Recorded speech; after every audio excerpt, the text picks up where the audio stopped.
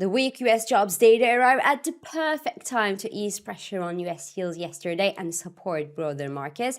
The report wasn't enough to reverse the darkening mood across the technology stocks, but it surely helped lift indices with limited technology exposures higher yesterday and some of them to fresh all-time high levels. Now, with the US market set to become quiet ahead of the July 4th holiday, investors will likely spend the last trading day of the week digesting this supportive macroeconomic news alongside some encouraging developments in the AI space recently that also gave a boost to technology stocks overnight, helping markets head into the weekend on quite a positive note. So welcome to Swissquote's Daily Market Talk. It's Friday, 3rd of July. I'm İpek Özkardeskaya, and we will try to make sense of why the markets are reacting and behaving the way they do. But before we do, and as always, please keep in mind that opinions are my own, and this is not financial advice.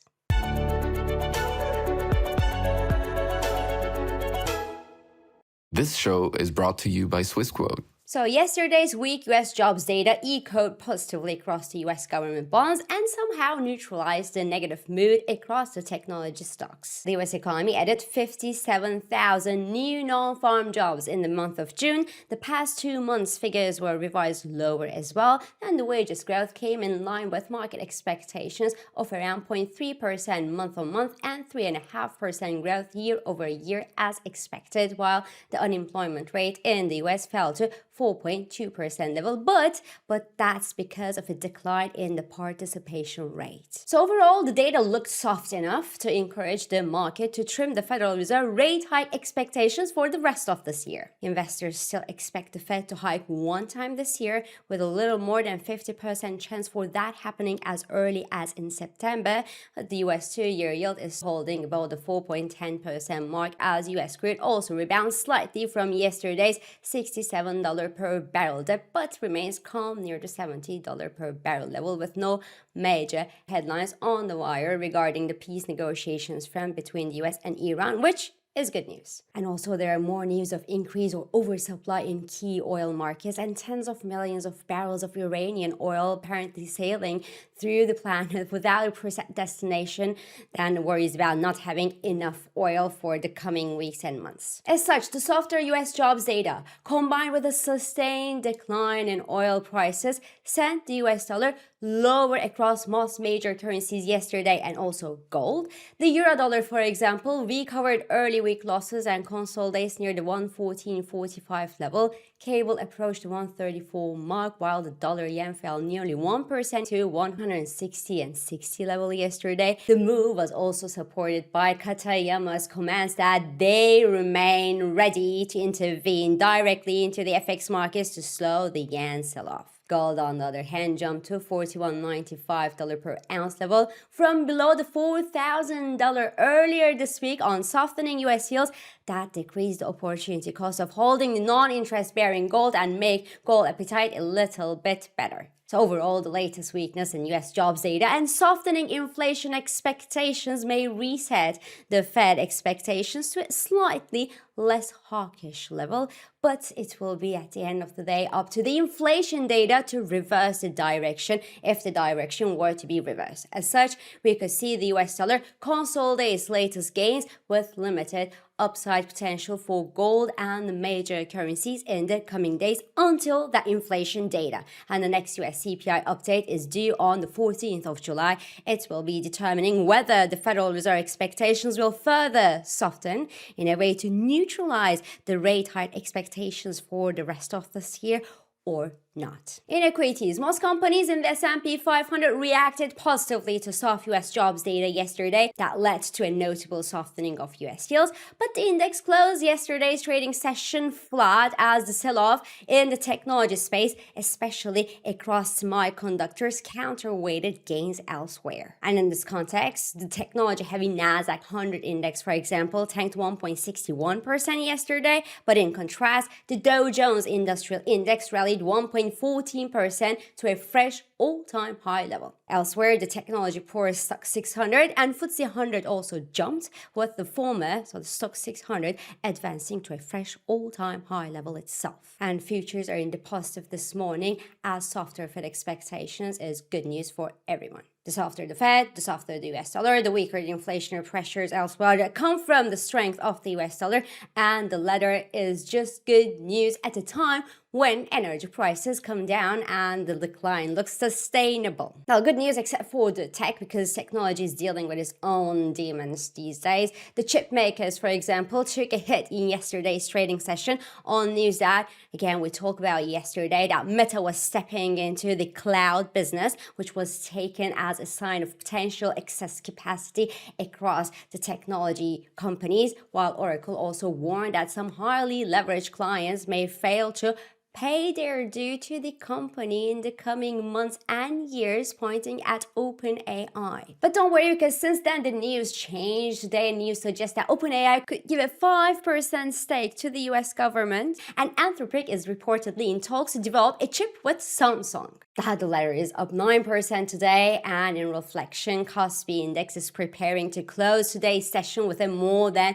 5% rebound, but also with a more than 3% loss over the week. There's little doubt the technology story will continue to stay on the headlines. Further softness in inflation expectations around the world, hence yields, could slow the technology sell-off in the coming days and direct capital to less technology-heavy indices. Indeed, the S&P 500's equal-weighted version, for example, is narrowing its latest gap with the technology-heavy and market cap-weighted version. I expect the latter to continue and eventually slow potential losses on the index level that would be due to technology weakness. Now, that being said, I will finish this week with some uncomfortable news for everybody. According to the latest environmental reports, Google and Amazon actually use a record amount of energy and printed a record amount of emissions due to the AI boom. There's nothing surprising there. In numbers, Google's electricity demand jumped 37% compared to last year, and its water consumption saw 35%.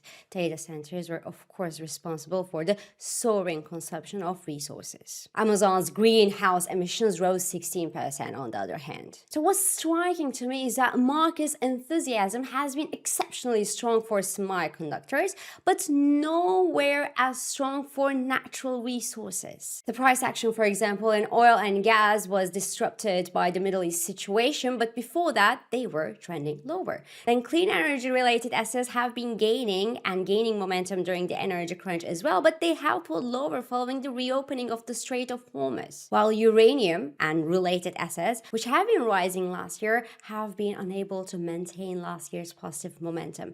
The global ex-uranium ETF, for example, has lost almost a third of its value since its January peak. But it's becoming increasingly clear that if the AI infrastructure continues to expand at the current pace, demand for natural resources will keep rising as well, until SpaceX eventually moves data centers into orbit where abundant solar energy and the cold vacuum of space could dramatically reduce their energy and cooling needs. We will have to wait before we get to that point, if we ever get there, and until then we are stuck on this planet. So, as we remain stuck here, assets related to natural resources that are scarce, both traditional and clean energy sources, and they look under-owned by investors today. Take copper, for example, which is essential for electrification and difficult to replace, and has been a strong and accelerating uptrend, yes, since the middle of 2022, the beginning of 2023, thanks to the data center demand. Yet, if you're looking at the copper to gold ratio, that ratio has been falling steadily over the same period, overshadowed by gold's strong rally. That means that copper did not benefit from gold-like inflows that were boosted by central bank demand, but also boosted by a fair amount of speculative longs. So when thinking about which pockets of this market could become the next beneficiary of the AI boom, which sure the next AI wave will hit, while the energy and metals needed to power these data centers deserve some serious attention. So this is all for this week. I'm İpek Özkardeşkaya, and thank you for joining me, and thank you for all your beautiful and supportive comments. I hope this episode of Market Talk has been helpful and it has been insightful to you. So please do not hesitate to leave your comments, your reactions, and your questions below as usual. Follow us on Instagram, on X, on LinkedIn, but also on WhatsApp, Threads, Telegram, and Blue Sky for regular market updates. Subscribe to our YouTube channel for daily market comments. And please don't forget to hit the like button on these videos to let us know that you enjoy them. It's always appreciated to hear some comments or see some likes on these videos. So having said that, I'm wishing you a good day trading and a lovely weekend. Trading and investing carry risks, including capital loss. CFDs in digital assets are volatile and not suitable for everyone. Swissquote assumes no responsibility for accuracy or losses from its use. Products and services are offered only where legally permitted.